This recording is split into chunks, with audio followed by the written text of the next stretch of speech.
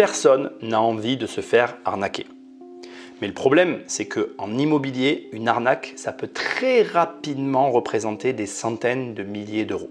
Dans cette vidéo, je vais te montrer la plupart des arnaques que je connais et mon objectif, c'est déjà de te sensibiliser pour éviter que tu tombes dans des pièges grossiers.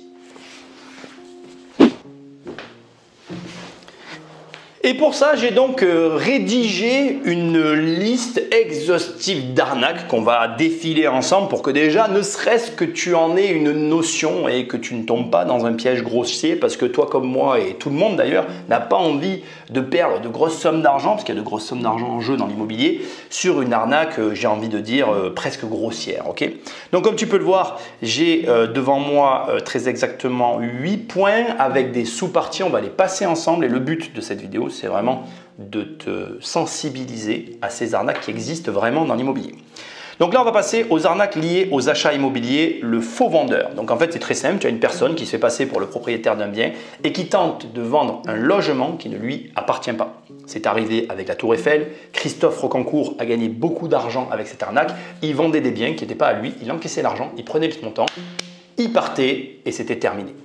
C'est une arnaque qui est liée à la persuasion et c'est une arnaque qui tient sur le fait que tu crois parler au propriétaire alors qu'il ne l'est pas.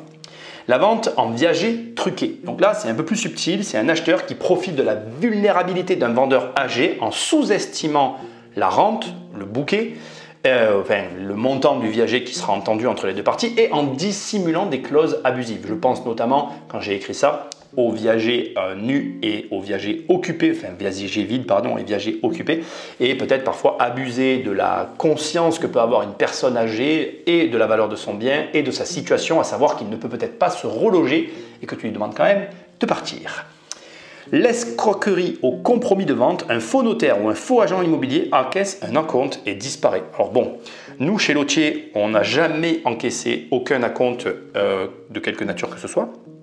Fais très attention parce que, encore une fois, ça fait un peu écho finalement à l'arnaque du faux vendeur, mais là, c'est quelqu'un qui se fait passer pour un faux professionnel et qui va simplement conserver des arts ou un acompte, parce que c'est comme ça que ça s'appelle, et qui est censé donc te les rendre le jour de la vente et en fait, en tout cas de les comptabiliser dans la vente si tu fais un crédit, enfin bref, tu vois le truc. Ben là, il les garde, il part avec et c'est terminé, mais parce que tu as cru encore une fois qu'il était ce qu'il n'était pas. Les vices cachés, alors ça c'est... on aura l'occasion d'en reparler, mais c'est une des arnaques que moi j'ai déjà subies. Donc c'est un vendeur qui dissimule volontairement des défauts majeurs, fondations fragiles, infiltration, termites et autres éléments qu'il ne te dévoile pas et il se débarrasse du bien et toi tu dois faire avec. Donc voilà, c'est simplement le fait de cacher ou d'omettre de divulguer des informations capitales qui n'auraient pas permis la réalisation de la vente. En gros, il y a un élément que si tu dont si tu avais eu connaissance, tu n'aurais jamais signé cette vente. Et ça s'appelle un vice caché et il faut que tu évites de tomber dans le piège. Là, c'est plus une question de formation qu'une question de quoi que ce soit d'autre. Tu cliques en dessous, tu as un lien et je te propose de t'apprendre à ne pas tomber dans ce genre de piège grotesque. Ça t'évitera de perdre beaucoup d'argent. Les faux diagnostics immobiliers. Donc certains diagnostics plomb, amiante, termites sont falsifiés pour masquer les problèmes. Alors là, il y a d'autres problèmes qui s'ajoutent à cela. Donc il y a le problème des falsifications, puis aujourd'hui il y a le problème aussi des changements de mesures incessants qui ont eu lieu sur les diagnostics. À cela s'ajoute aussi le fait que tu peux faire 3 diagnostics différents et tu auras donc 3 lettres différentes. Et tu comprends que les diagnostics immobiliers, c'est un vrai problème. Personnellement, je pense que l'idéal, ça serait de les supprimer et d'arrêter avec ça parce qu'en plus, à mon sens, ils ne sont pas essentiels. Mais ça serait sujet à débat, on ne va pas rentrer dans ce délire. Le promoteur fantôme, vente sur plan, VFA, ou le promoteur qui encaisse de l'argent et qui disparaît sans construire. Donc ça, c'est un problème que tu vois souvent à la télé d'un promoteur qui en fait finalement s'engage à construire et qui part avec la caisse ou même qui a dépensé tout l'argent et qui ne peut pas finir. Bon, c'est entre la faillite et l'abus ou l'arnaque comme tu veux. Il faut juste savoir une chose, c'est que normalement il est censé avoir des garanties comme des garanties financières, des garanties d'achèvement. C'est à toi de vérifier. Mais malheureusement, il y a quand même des promoteurs qui partent avec la caisse. Et s'il n'y a personne pour piloter le projet, d'accord, eh bien, un maître d'ouvrage, un maître d'œuvre et maître d'ouvrage. Le maître d'ouvrage, c'est le promoteur. S'il n'y a pas de maître d'ouvrage, ben, il y a quand même un problème. Donc il en faudra quand même un qui reprenne, qui endosse la responsabilité qui a été délaissée de celui qui est parti avec la caisse. Le vendeur sous pression. Alors, c'est c'est une méthode de vente, mais ça peut être une méthode de vente qui est un peu, on va dire, malhonnête. Donc en gros, c'est un escroc qui incite à acheter en prétendant qu'il y a plusieurs acheteurs intéressés pour forcer à la décision. C'est aussi les situations que je déteste où tu te pointes à une visite et puis les agents immobiliers font venir plein de monde, ils te mettent sous pression et ça t'incite finalement à signer quelque chose que tu n'aurais pas signé dans des conditions différentes. Fais attention à ça, ça peut te faire prendre des décisions que tu regretteras par la suite. L'arnaque à la location, parce que l'immobilier c'est vaste, on va couvrir un peu tous les sujets, tu vas voir. C'est pour ça que je parle un peu vite parce que je ne veux pas que ça dure non plus des heures. Les fausses annonces. Une annonce est publiée mais le bien n'existe pas ou n'est pas disponible. L'escroc demande un acompte avant la visite. Ne paye jamais rien sur Internet. C'est le plus simple. Moi je ne paye jamais rien. J'attends de recevoir un recommandé. Celle-là, elle est cadeau et si tu la suis, tu me remercieras. Le faux propriétaire. Quelqu'un loue un logement qui ne lui appartient pas, encaisse le dépôt de garantie et disparaît. Même chose qu'avec le propriétaire. Là où ça devient vicieux avec la location, c'est que souvent ils ont les clés et franchement, il n'y a rien qui te permet de savoir qu'il l'est ou pas le propriétaire. C'est plus un problème de comportement et de connaissance, mais là encore, c'est à toi d'être vigilant. Il y a des signes qui ne trompent pas. Les loyers gonflés. Les propriétaires profitent d'une demande élevée pour imposer un loyer supérieur aux plafonds légaux, notamment en zone tendue et alors, ce n'est pas ce que j'ai écrit, mais je te le précise aussi, ils vont soit revendre parce qu'ils ont une fenêtre de tir pour vendre plus cher, parce qu'ils ont obtenu à un moment donné un loyer plus élevé que la moyenne, ça truque un petit peu la situation et ça leur permet de vendre plus cher, soit ils vont profiter d'une situation à laquelle ils n'ont pas droit parce qu'on est sur une place, enfin on est sur un lieu où les loyers sont modérés et ils sont en dehors des clous et le locataire ne le sait pas et du coup tu perds de l'argent. Les faux justificatifs de charges. Certains bailleurs truquent les charges locatives pour les faire payer aux locataires. Donc là, il faut que tu sois très vigilant. Moi aussi, je me suis fait arnaquer sur les charges. Je me suis arnaqué à plein d'endroits. Tu sais, j'ai été locataire aussi, comme tout le monde. Et il m'est arrivé une fois qu'un propriétaire m'arnaque sur les charges. Très honnêtement, tu verras tout à l'heure ma manière de raisonner avec tout ça. Mais c'est assez compliqué de confondre un locataire qui abuse et de récupérer ton argent.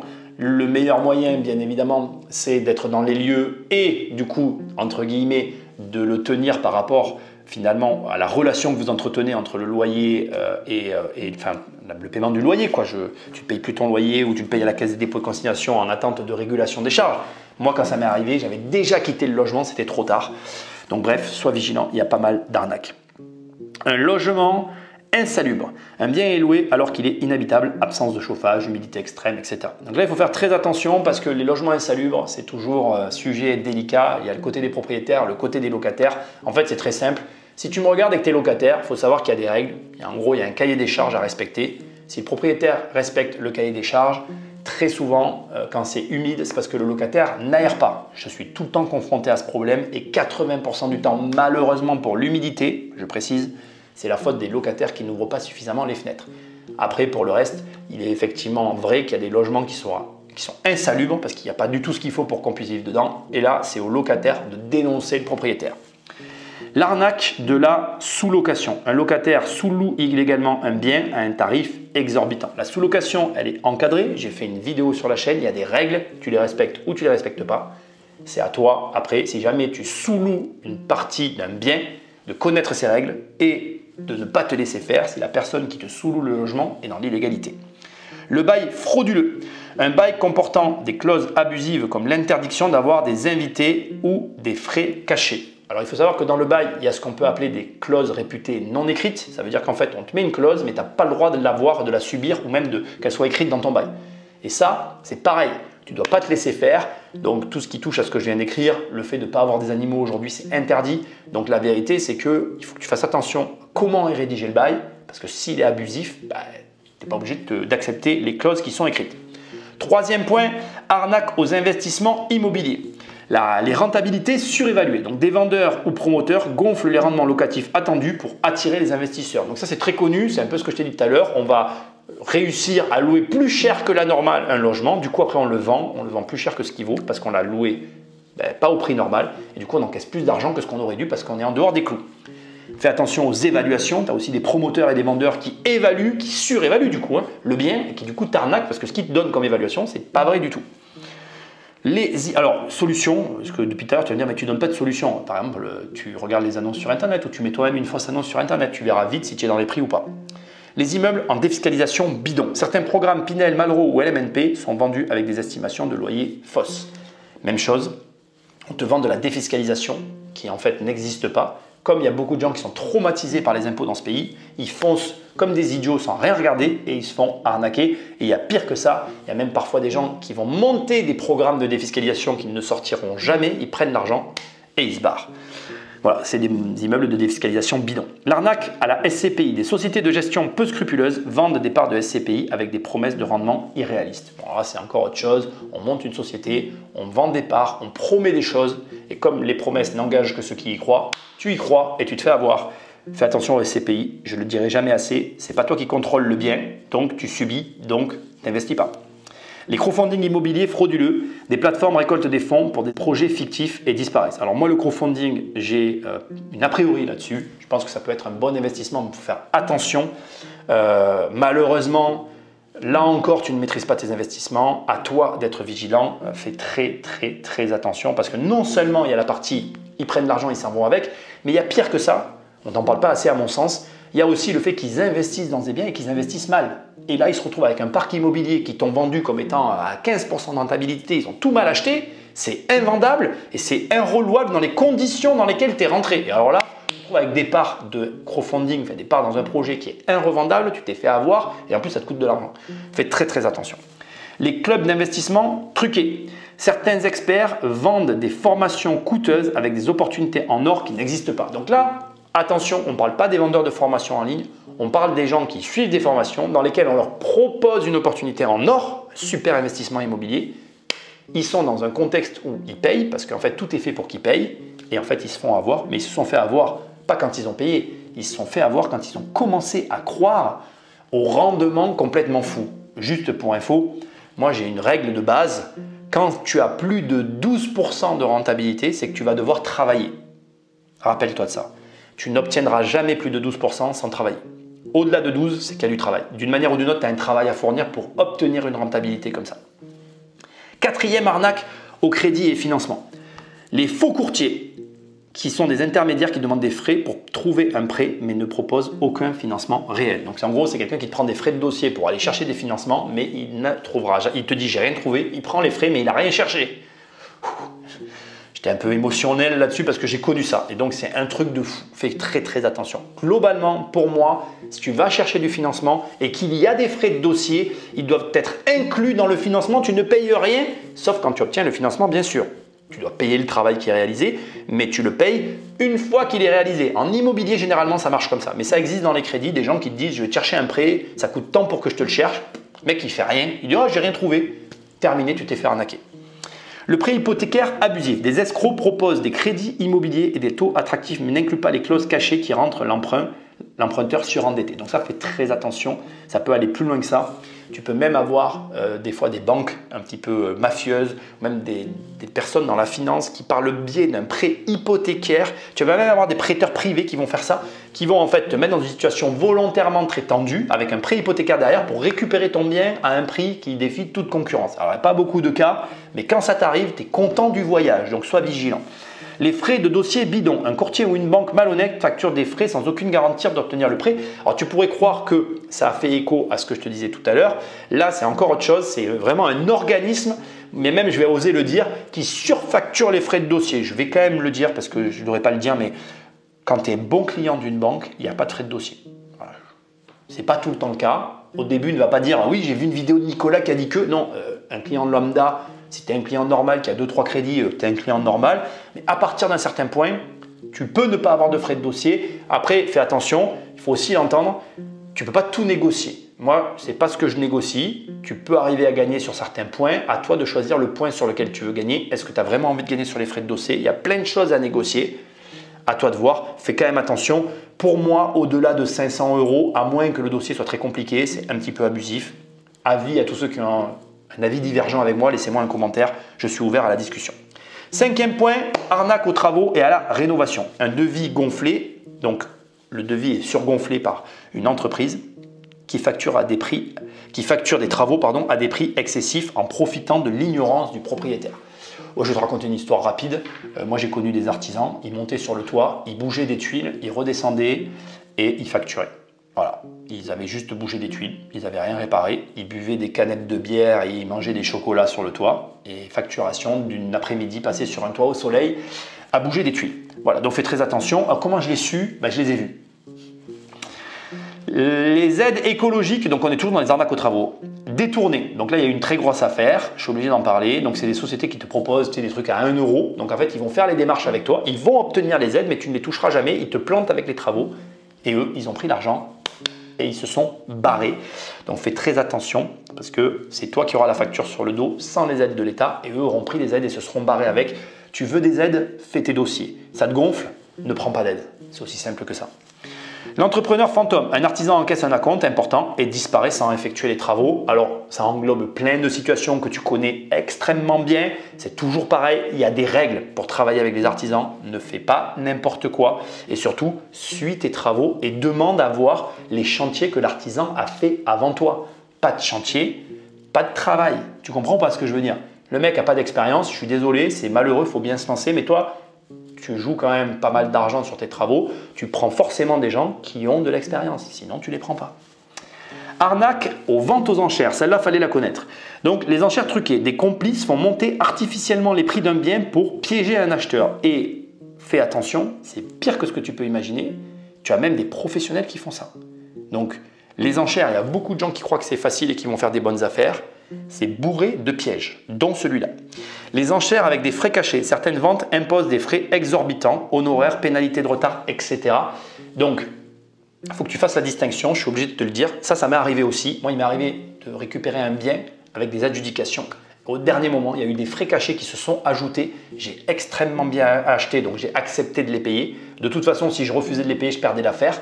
Donc en fait, en réalité, c'est à la fois une arnaque et c'est à la fois pas une arnaque. C'est à toi de juger au prix où tu achètes si, je dis bien si, avec les frais cachés, ça vaut toujours le coup. Moi, il s'agissait de 2000 €. J'avais acheté 50% moins cher que le prix du marché. J'ai pris les 2000 balles et j'ai fermé ma bouche. Mais ça ne marche pas à tous les coups.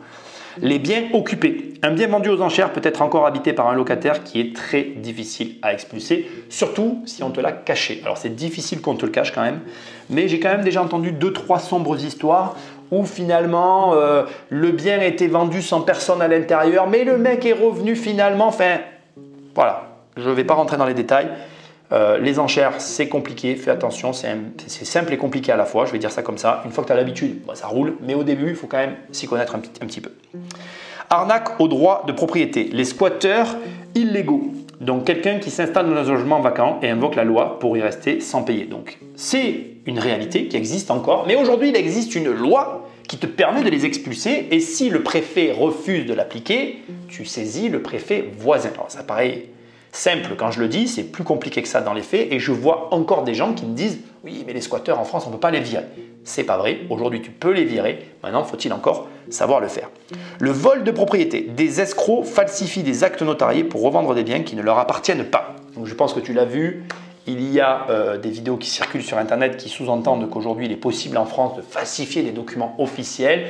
Il faut savoir que c'est vrai en partie et c'est faux en partie, ça dépend d'un ensemble de paramètres, mais si tous les paramètres sont réunis, c'est vrai. Donc c'est-à-dire qu'il faut pour ça que l'escroc s'y connaisse en droit juridique français, il faut que toi tu n'aies pas de crédit sur le bien, il faut que ta société elle soit, on va dire, accessible et lisible sur Internet, c'est-à-dire qu'on puisse trouver facilement l'ensemble des informations nécessaires. Donc il y a un ensemble de paramètres à regrouper que je ne vais pas tous citer ici pour des raisons évidentes. Mais si tout est regroupé, effectivement, tu peux te faire voler ta propriété et l'escroc peut la vendre à ta place. C'est très très compliqué de prouver que tu t'es fait voler une propriété si ça t'arrive. Et oui, je suis au courant de ça et non, je ne raconterai pas cette histoire ici. Les litiges cachés. Un bien est vendu sans mentionner des servitudes, hypothèques ou droits de passage. Donc ça, on est vraiment dans du juridique pur. Il faut que tu saches qu'il existe parfois des ventes où malheureusement, pour diverses raisons, il y ait des droits ou d'ailleurs, comme je l'ai écrit là, des servitudes qui étaient entre guillemets oubliées. Et tu arrives avec ton tractopelle, tu creuses et poum, il y a l'évacuation du voisin, mais personne ne t'a dit qu'elle était là. Donc malheureusement, ça existe. Ça peut être vu comme une arnaque parce qu'on se retrouve sur l'élément que je te disais tout à l'heure, à savoir, eh bien, si tu avais su ça, peut-être que tu n'aurais pas acheté parce que peut-être que tu as prévu de faire des travaux que du coup tu ne peux plus faire. Sauf que ça peut t'arriver par inadvertance, c'est-à-dire que ça peut avoir été oublié comme ça peut avoir été caché Dans les deux cas, il faut que tu fasses attention. On termine avec le 8e et dernier point, les arnaques aux formations immobilières. J'étais obligé d'en parler. Un petit clin d'œil à mes copains que j'adore, bien évidemment, nous sommes collègues, quoi qu'il arrive. Donc, première arnaque, le formateur n'a aucune expérience. Une personne te vend une expertise sur Internet. Par exemple, moi, regarde, je suis en train de te dire que je suis un cador en mécanique automobile. Voilà, j'ai réparé des centaines de voitures. Et je vais te vendre une formation pour que tu puisses toi-même réparer ta voiture. Si je fais ça, autant te dire que demain matin, je pense que tu n'iras pas loin. En tout cas, tu n'iras pas au travail. Ta voiture ne démarrera pas. Voilà. Donc, tu as malheureusement des experts immobiliers qui n'ont aucune expertise. Solution que je vous répète tout le temps, vous allez sur Papers, vous allez sur Infogreffe, vous tapez le nom de la personne et s'il n'y a rien, s'il n'y a pas de société qui apparaisse, je suis désolé de te le dire, à tes risques et périls. Ok ? Voilà. Une rentabilité imaginaire. Donc, il faut faire attention. Là, je le raconte aussi parce que voilà, je suis obligé de raconter des arnaques dont j'ai connaissance. On a un formateur immobilier ou une personne qui a une certaine visibilité ou qui a, même je vais pas dire, je l'ai mis dans les formations, mais même je vais quand même oser le dire, tu as aussi des professionnels qui ont une certaine prestance, qui ont une certaine notoriété sur leur marché et la personne te vend une rentabilité imaginaire qu'elle a complètement inventée et toi, tu lui fais confiance et tu l'achètes. Le problème, on l'a bien compris avec cette ligne, donc les arnaques aux formations immobilières, c'est finalement la pression sociale qui est exercée par les gens comme moi, puisqu'on a une audience, du coup on a tendance à plus nous faire confiance, mais le problème c'est que c'est toi qui fais une erreur. C'est à toi de vérifier. C'est pas parce que je te le dis que c'est vrai, et c'est pas parce que les autres te le disent que c'est vrai aussi. Tu dois vérifier. J'ai appelé avant-dernier point, l'association de malfaiteurs. Donc là, c'est encore pire, c'est quand tu as des vendeurs de formation qui se mettent en groupe et qui vont te proposer des services et ou des produits qui ne te délivreront jamais. Le fait qu'ils soient en groupe, ça accentue finalement l'ascendant qu'ils ont sur toi et ça va faire encore plus que tu vas les écouter. Donc là aussi, c'est pareil. Si tu te sens oppressé, ne prends pas de décision. Moi, quand quelqu'un me fait une proposition, toujours je dis la même chose. On en reparle la semaine prochaine, c'est tout. J'ai jamais besoin de dire oui tout de suite. Quand tu as de l'argent, voilà, quand c'est toi qui as l'argent, c'est toi qui décides. Donc prends le temps à la décision. Et on termine avec la dissimulation d'informations. Une information capitale t'a été dissimulée en vue de tromper la lecture des événements. Je te donne un exemple. Je suis rentier, mais j'oublie de te dire qu'en fait, j'ai hérité de 10 millions d'euros de mon père. Si tu as lu mon livre, tu sais que c'est pas vrai. Mais tu vois ce que je veux dire. J'arrive et je te dis que je suis devenu rentier, que je vendais des chaussettes hier et que grâce à mon travail acharné, je suis devenu rentier, j'ai acheté des millions d'euros de biens immobiliers. Toi qui regardes mes vidéos, je trompe un peu finalement l'analyse que tu as de la situation et toutes les informations que je te délivre n'ont pas la même valeur parce que l'histoire que je te raconte n'est pas vraie. Voilà. Donc après, je te le précise parce que c'est sûr que ça existe et je ne peux pas faire comme si ça n'existait pas. Donc là, je viens de te brosser l'ensemble des arnaques que tu peux trouver finalement sur les marchés de l'immobilier. Et maintenant, on va voir comment tu peux lutter face à ces arnaques. Qu'est-ce que tu peux faire? Tu vois ce que je veux dire? Quelqu'un essaye de t'arnaquer, tu as quoi comme solution?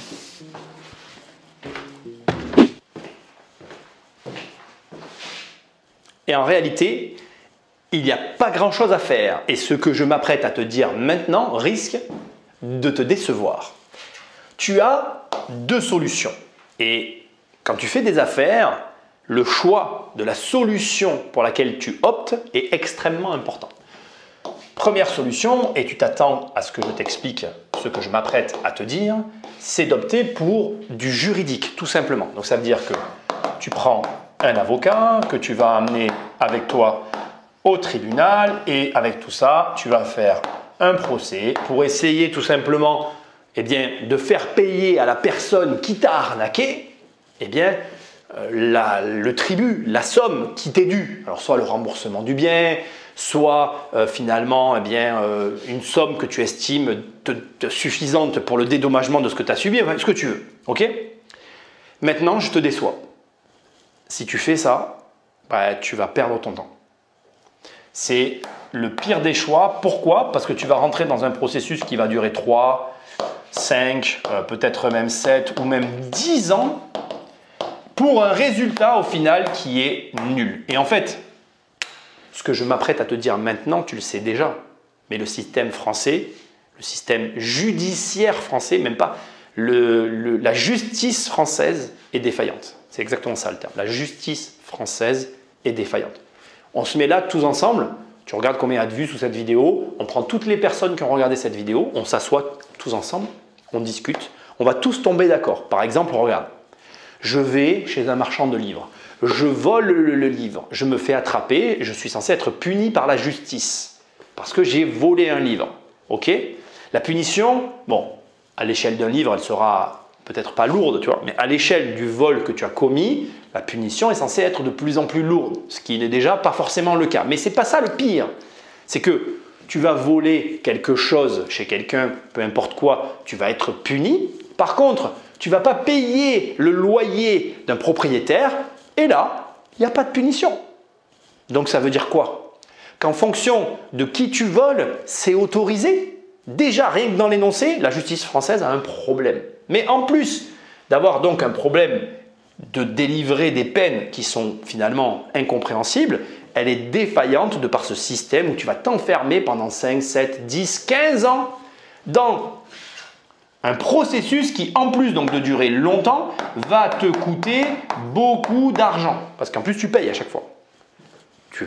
Tu mets en place, tu attaques la partie adverse, tu fais appel, tu peux aller en cassation et tu rentres dans les couloirs du temps. Tu sais quand tu commences, tu sais jamais quand tu finis. Pour un résultat, je le redis encore une fois, qui te décevra tout le temps. Tout le temps, tu seras déçu. Donc, tu vas rentrer dans le système, tu vas perdre ton temps, à attendre un résultat que tu n'auras jamais dans les temps que tu veux avoir. Et tout ce temps que tu le perds parce que tu aurais pu faire quelque chose de mieux pendant ce temps. Je te le répète, je me suis fait arnaquer. Et récemment en plus. Et donc, qu'est-ce que moi j'ai fait? Ce que je te conseille de faire, j'ai augmenté mes revenus. Tu te fais arnaquer?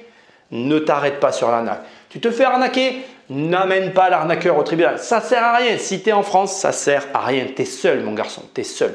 Donc, autant que je te le dise, si c'est moi qui te le dis, je suis désolé. Mais au fond de toi, ce que je te dis, tu le sais déjà. Maintenant, ta meilleure solution, c'est d'augmenter tes revenus. C'est finalement de noter la perte éventuelle que tu as eue. Moi, j'ai perdu à peu près entre 20 et 25 000 euros, ok? Et de faire une autre opération où tu vas gagner 40 000 euros. Alors, il y en a qui vont dire « Ah ouais, mais c'est plus facile à dire qu'à faire. » Alors déjà, juste en dessous de cette vidéo, tu as un lien vers ma formation 1 million où je te montre comment je me suis fait arnaquer et comment finalement j'ai, par l'opération suivante, compensé ma perte. Donc déjà, c'est tout à fait possible. Mais ce que tu dois retenir de toute façon, ce n'est pas la méthode précise, parce que tu l'as dans ma formation, mais c'est surtout le choix que j'ai fait. J'ai choisi d'augmenter mes revenus plutôt que de perdre mon temps dans un procès qui aurait duré une éternité et qui ne m'aurait pas amené le résultat que je voulais. Et en plus, ici, l'avantage énorme, c'est que je n'ai pas perdu de temps. Et ça, c'est hyper important. Bon, j'écris pas tout, hein. J'aurais dû pas perdu de temps, mais tu m'as compris. Il manque le 2, mais bon, voilà. Donc, je voulais absolument te le dire, cette vidéo, bien évidemment, au-delà de te montrer toutes les arnaques, je voulais que tu gardes en tête que il vaut mieux que tu te concentres sur l'opération d'après pour contrebalancer l'arnaque plutôt que de te concentrer sur le procès qui va prendre de l'énergie, du temps, qui va te manger de la bande passante, qui va te manger du stress. Là où, si tu fais l'opération suivante, finalement, assez rapidement, tu récupères la mise que tu as perdue et tu peux au moins passer à autre chose.